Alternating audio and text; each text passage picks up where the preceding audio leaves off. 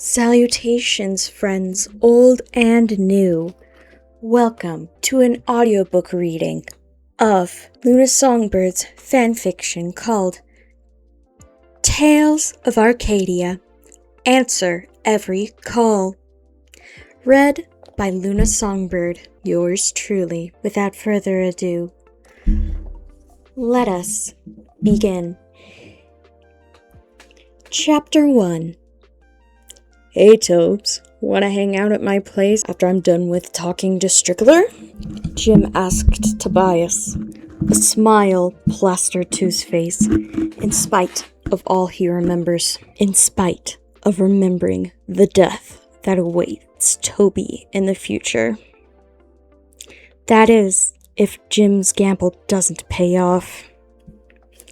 Sure, Jim. It's been a while since we hung out. Does your mom work tonight? Tobias's words broke Jim from his nervous thoughts, back to the present moment. Yeah, it'll just be us tonight. Was thinking we could stargaze, Jim replied as he opened and placed his books into his locker for the day. Awesome sauce!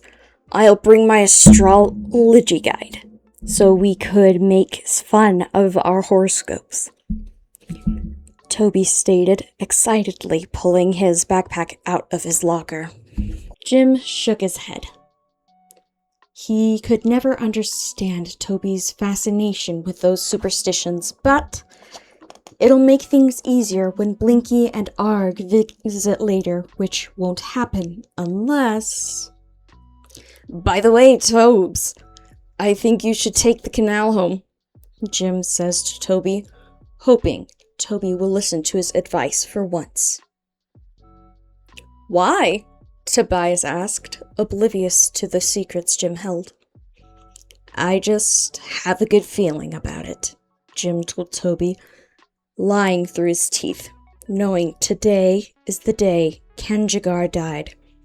And if Toby doesn't claim the amulet there will be nothing he could do to stop the end from coming. Remembering what Ankar showed him before he traveled back in time. If you say so, Jim. Toby nodded, getting up. I'll see you later then, Jimbo. They fist bumped and then parted ways as Jim goes on his way to talk to Strickler.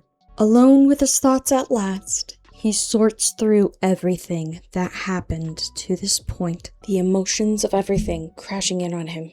His friends died. Most of the people he cared about outlived, but everything was damaged. Nothing in that timeline was okay. He wasn't okay, as he chose a quiet water fountain alcove to let his tears flow far enough away that Strickler shouldn't hear. He took deep breaths, mentally cursing himself for his impulsiveness. He should have made a plan before traveling through time. Merlin warned him. He didn't even know where to go from here. He struggled and worked so hard in that timeline. And just like Toby, it was gone. He was 15 again, and all he could do is curse himself for not trusting his friends sooner, if not more. Which is why he time traveled, so he could give Toby a chance to survive the Titans. Jim drank from the fountain to ground himself, thinking of nothing further than his next step. That being planting the seeds for the future. He was going to talk to Strickler to hopefully get his relationship with his mother, Barbara, started. Once he was ready, he dried his face with his shirt and stepped towards Strickler's office to begin his journey in saving his best friend and the world. To steel his resolve, Jim recited in his mind the rules for being a troll hunter. Rule number 1. Always be afraid. Rule number 2. The troll hunter must always finish the fight. And rule number 3. When in doubt, hit him in the gronk nuts. And rule number 4. The troll hunter must answer every call. Jim almost tripped from kicking when he thought of the third one. Standing in front of Strickler's office, he could hear Strickler mumbling on the other side in Trollish.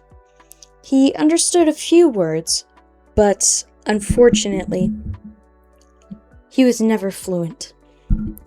Jim took a deep breath and then knocked on his door, ready to face his future changeling stepfather.